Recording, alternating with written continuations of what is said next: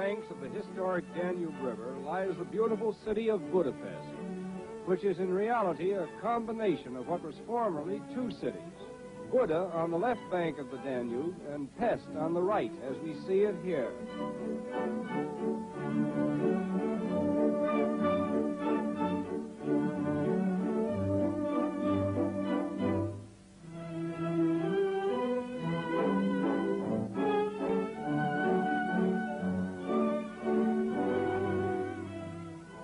During the past 50 years, the population of Budapest has increased from 300,000 to over 1 million inhabitants.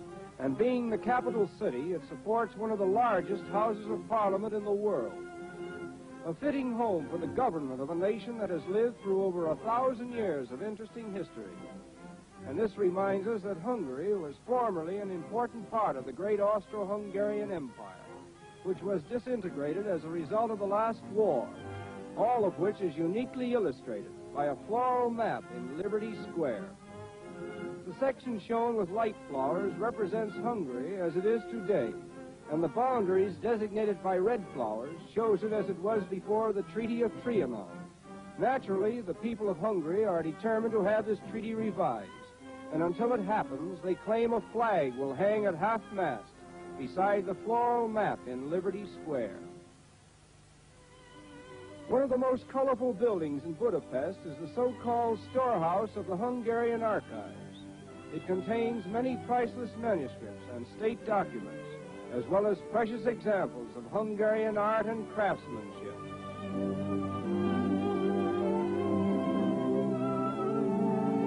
The shopping districts of Budapest are on a par with the best of those in modern cities, and one may purchase here the choice products of Hungary as well as the world at large.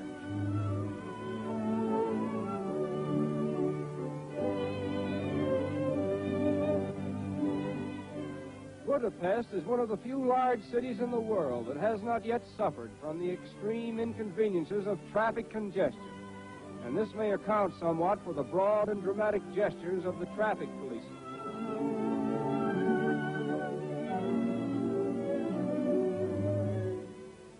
The year of 1849 was a most important one in the history of Budapest, for it was the year in which the famous Chain Bridge was completed, the first of its kind in Europe, and even today it is one of the city's chief attractions. At first it was thought insufficient clearance had been allowed for the larger steamships, but an ingenious method was discovered whereby smokestacks lean backwards in humble obeisance as they pass under the bridge.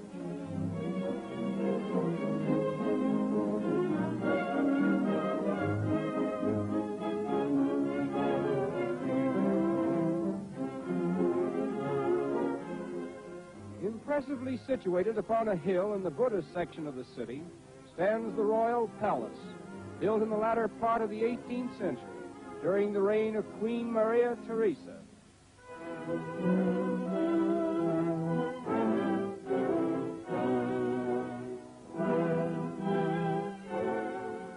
No history of Budapest or Hungary would be complete without including a few facts about St. Stephen, to the memory of whom several memorials are consecrated.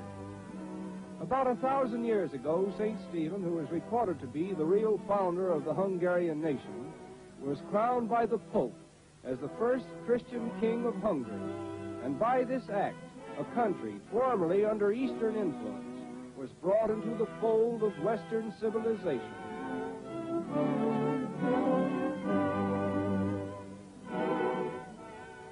According to tradition, this church was founded by St. Stephen, and it is known today as the Coronation Church.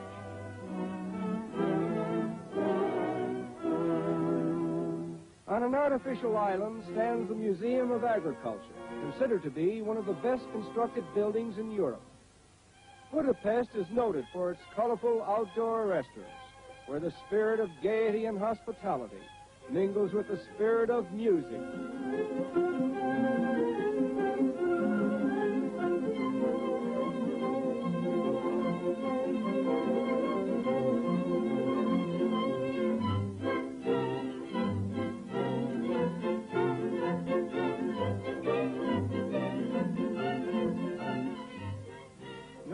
composer has done more toward glorifying Hungarian gypsy music than Franz Liszt, one of Hungary's greatest contributions to the world's Hall of Fame.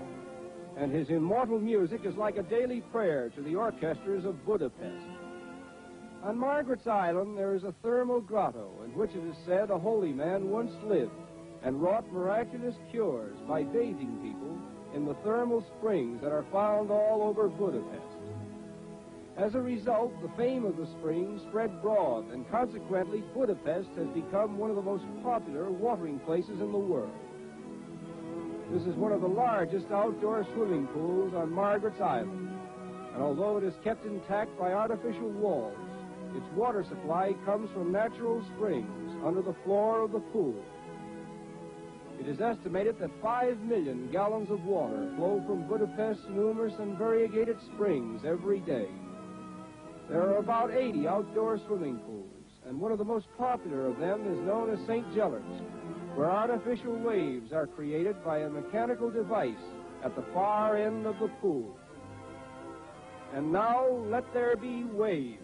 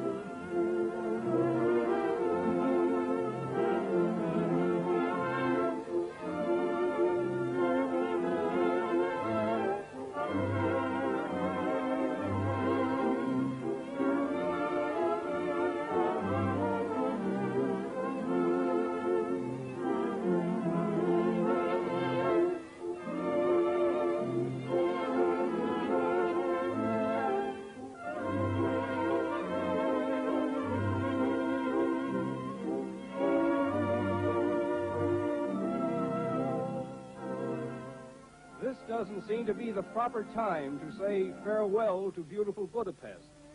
But that's just one of the hardships of world traveling for those who must always give way to the limitations of time.